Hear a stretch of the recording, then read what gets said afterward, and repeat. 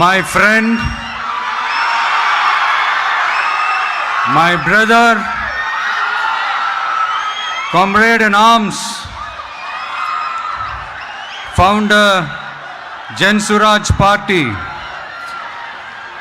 திரு பிரசாந்த் கிஷோர் அவர்கள் இன்னைக்கு நம்மளுடைய இந்த தமிழக வெற்றி கழகத்தினுடைய 2ஆம் ஆண்டு துவக்க விழாவிற்கு சிறப்பு விருந்தினராக கலந்துக்கிட்டு பேசியது மிக்க மிக்க மகிழ்ச்சி. அவருக்கு என்னுடைய மனமார்ந்த நன்றியை தெரிவிச்சுக்கிறேன். We are an emerging primary political force in Tamil Nadu politics with a firm commitment to create history in the upcoming 2026 assembly elections of Tamil Nadu, like 1967 and 1977 assembly elections of our state. Without compromising our party's ideological principles at any cost, I am here to collaborate and work with you towards upholding the secular and democratic ideals in TN and beyond. என் நெஞ்சில் குடியிருக்கும்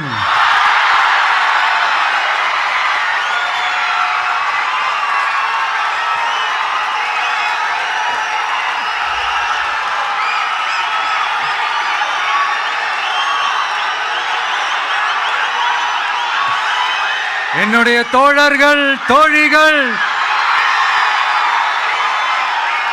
எல்லாருக்கும் என்னுடைய வணக்கம். வணக்கம் வணக்கம்.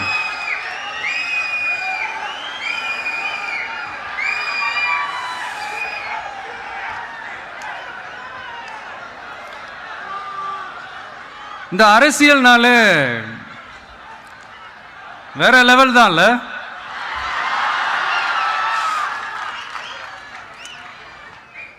ஏன்னா இந்த அரசியல்ல மட்டும்தான் வித்தியாசமான ஒன்று நம்ம பார்க்கலாம். யார் யாரை எப்போ எதிர்ப்பாங்கன்னே நமக்கு தெரியாது. யார் யாரை எப்போ ஆதரிப்பாங்கன்னே நமக்கு தெரியாது. அதை கணிக்கவே முடியாது. அதனால தான் இந்த அரசியலில் மட்டும் முன்னாடிலாம் சொல்லி நம்ம கேள்விப்பட்டிருப்போம், நிரந்தர நண்பனும் நிரந்தர எதிரியும் இல்லைன்னு சொல்லுவாங்க. அரசியலுக்கு யார் வேணாலும் வரலாம், அது ஒரு ஜனநாயக உரிமைன்னு சொல்லுவாங்க. ஆனால் மக்களுக்கு ரொம்ப ரொம்ப பிடிச்சி போன ஒருத்தன் அரசியலுக்கு வரான்னா அதை கண்டிப்பாக நல்லவங்க எல்லாம் வரவேற்பாங்க. ஆனால் ஒரு சில இந்த அதிகார இல்லை அது வேணாம், ஒரு சில பேருக்கு மட்டும் கொஞ்சம் எரிச்சல் வரத்தானே செய்யும். அது இருக்கும் தானே. என்னடா இவன் திடீர்னு ஒருத்தன் என்ட்ரி கொடுத்துட்டானே, இது வரைக்கும் நாம சொன்ன பொய்யெல்லாம் நம்பிக்கிட்டு மக்கள் நமக்கு ஓட்டு போட்டுக்கிட்டு இருந்தாங்களே. ஆனா இப்ப இவன் சொல்றதெல்லாம் பார்த்தா மக்கள் மனசுக்கு ரொம்ப நெருக்கமா வேற இருக்குது. அதுவே நமக்கு ஒரு பெரிய நெருக்கடியாகவும் இருக்குது. இவனை என்ன பண்ணலாம், என்ன செய்யலாம், எப்படி இவனை இது பண்ணலாம், க்ளோஸ் பண்ணலாம்.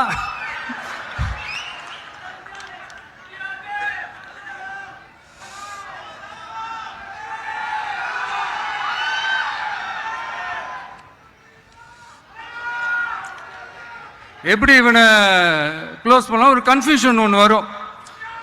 அந்த கன்ஃபியூஷன்ல கத்துறதா கதறதா என்ன பண்றதுன்னு தெரியாம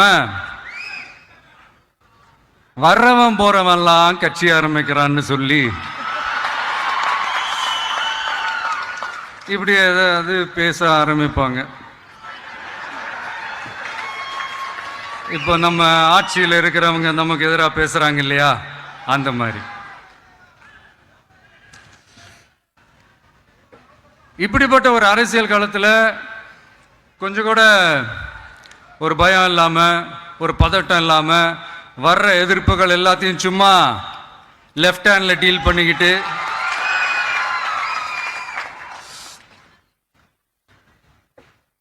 இதோ நம்மளுடைய தமிழக வெற்றி கழகம் முதலாவது ஆண்டை கடந்து இப்போ 2வது ஆண்டில் அடி எடுத்து வைக்கிறோம். இந்த ஒரு காலகட்டம் தான் மிக முக்கியமான ஒரு காலகட்டம். ஏன்னா ஒரு அரசியல் கட்சிக்கு ஒரு பெரிய பலமே அந்த கட்சியினுடைய கட்டமைப்பு தான். அதுதான் அந்த கட்சியினுடைய ஒரு வேறு மாதிரி, ஒரு அடிப்படை பலமே அதுதான். ஒரு ஆலமரம் மாதிரி ஒரு கட்சி ஒன்று வளரணும்னா அதுக்கான அந்த வேர்களும் விழுதுகளும் ஸ்ட்ராங்காக இருக்கணும் இல்லையா? அப்படிதான் நம்மளுடைய இந்த அமைப்பை பலப்படுத்துகிற ஒரு வேலையை தான் இப்போ நம்ம செஞ்சுக்கிட்டு இருக்கிறோம். தமிழ்நாடு முழுக்க மாவட்ட நிர்வாகிகள் எல்லாரையும் தேர்ந்தெடுத்து அறிவிச்சிட்டு இருக்கிறோம். இந்த நேரத்தில் நம்ம மேலே ஒரு கம்ப்ளைண்ட், அது என்னன்னா, அதுதான் எனக்கும் புரியல. நம்மளுடைய மாவட்ட நிர்வாகிகள் எல்லாருமே வெறும் இளைஞர்களாகவே இருக்கிறாங்களாம். ஏன் இருந்தா என்ன?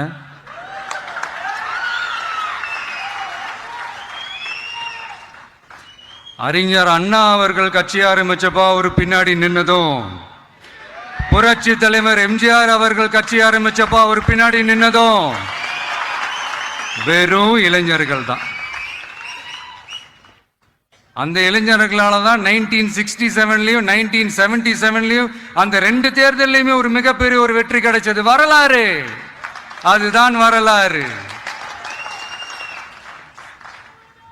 இப்போ அதே மாதிரி நம்ம மேல இன்னொரு கம்ப்ளைண்ட், அது என்னன்னா, நம்மளுடைய கட்சி நிர்வாகிகள் எல்லாருமே சாதாரண குடும்பத்திலிருந்து வந்தவங்களாம். அதே தான் இங்கேயும் கேட்குறேன், ஏன் வரக்கூடாதா?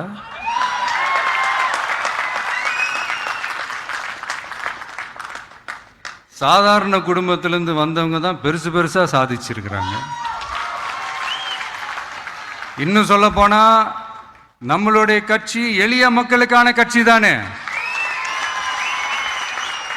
அப்படி இருக்கும்போது நம்மளுடைய கட்சி நிர்வாகிகளும் எளிய குடும்பத்தை சேர்ந்தவங்களா தான் இருப்பாங்க.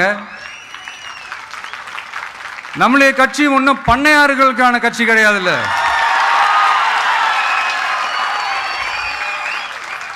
முன்னாடிலாம் அந்த காலத்துல பண்ணையாருங்க தான் பதவியில் இருப்பாங்க. இப்ப கொஞ்சம் உள்டா மாறிடுச்சு, பதவியில் இருக்கிறவங்களாம் பண்ணையாரா மாறிடுறாங்க.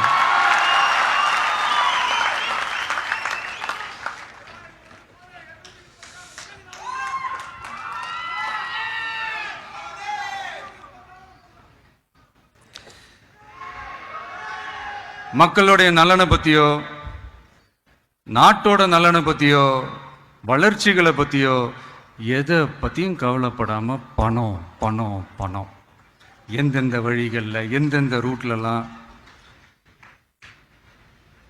இப்படிப்பட்ட இந்த மைண்ட் செட் உள்ள இந்த பண்ணையார்களை அரசியலை விட்டே அகற்றுவதுதான் நம்மளுடைய முதல் வேலை.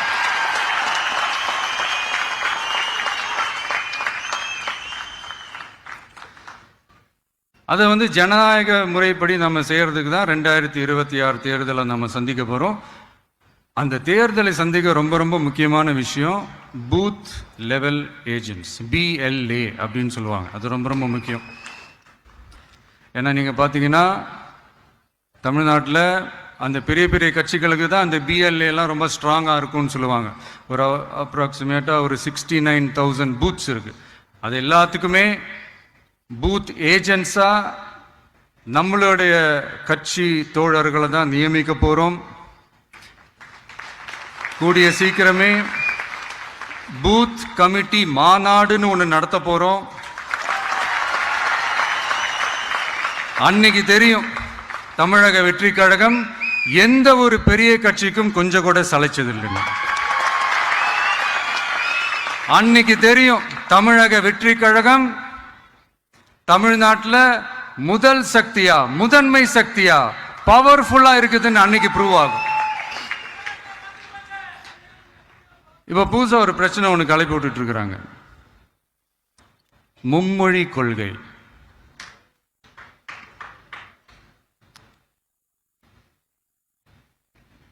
அதாவது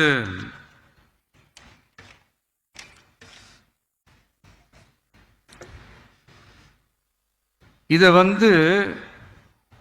இங்க செயல்படுத்தலைன்னா இந்த கல்விக்கான நிதியை நம்மளுடைய மாநில அரசுக்கு கொடுக்க மாட்டாங்களாம்.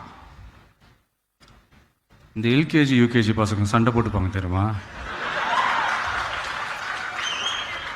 அந்த மாதிரி கொடுக்க வேண்டியது அவங்களோட கடமை, இங்க இவங்க வாங்க வேண்டியது இவங்களுடைய உரிமை. ஆனா இவங்க ரெண்டு பேரும் எவ்வளவு சீரியஸா ஒரு பிரச்சனை ஓடிட்டு இருக்கு. இவங்க ரெண்டு பேரும் அதாங்க நம்ம பாசிசமும் நம்ம பாயாசமும், அதான் நம்ம அரசியல் இனிமையும் கொள்கை இனிமையும். ரெண்டு பேரும் என்ன பண்றாங்கன்னா, ரெண்டு பேரும் பேசி வச்சுக்கிட்டு இந்த செட்டிங்லாம் பண்ணி வச்சுக்கிட்டு மாத்தி மாத்தி சோசியல் மீடியாவில் ஹேஷ்டாக் போட்டு விளையாட்டு இருக்கிறாங்க.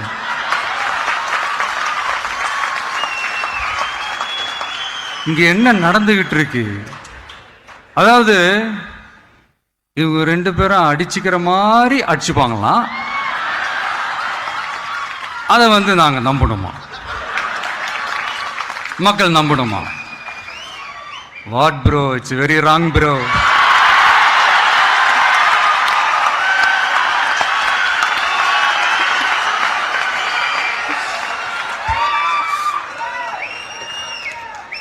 இதுக்கு நடுவில் நம்ம பசங்க உள்ள பூந்து அங்க ஒரு சம்பவம் ஒன்று பண்ணிட்டு டக்குன்னு வெளியே வந்துடுறது.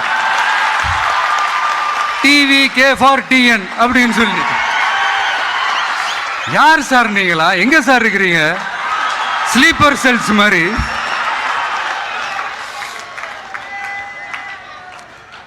அதனால இதெல்லாம் மக்களுக்கு நாம சொல்லி புரிய வைக்க வேண்டிய அவசியமே கிடையாது. அவங்களுக்கே தெரியும் இதெல்லாம் எவ்வளவு பெரிய ஒரு ஏமாத்து வேலைன்னு.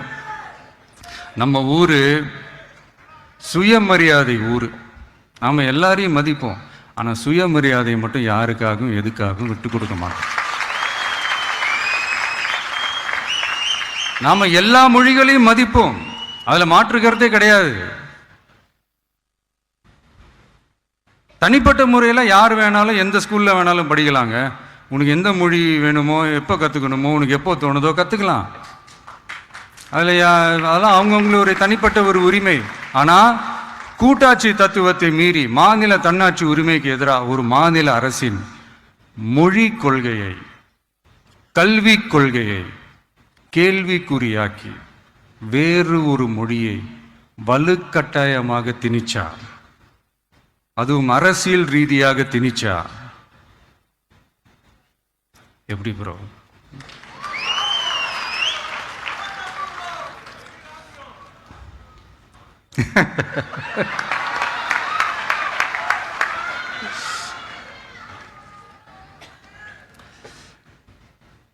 அதனால நம்மளுடைய தமிழக வெற்றி கழகம் சார்பாக நாமளும் இந்த பொய் பிரச்சாரங்களை எல்லாம் புறம் தள்ளிவிட்டு இதை நாங்கள் உறுதியாக எதிர்ப்போம்.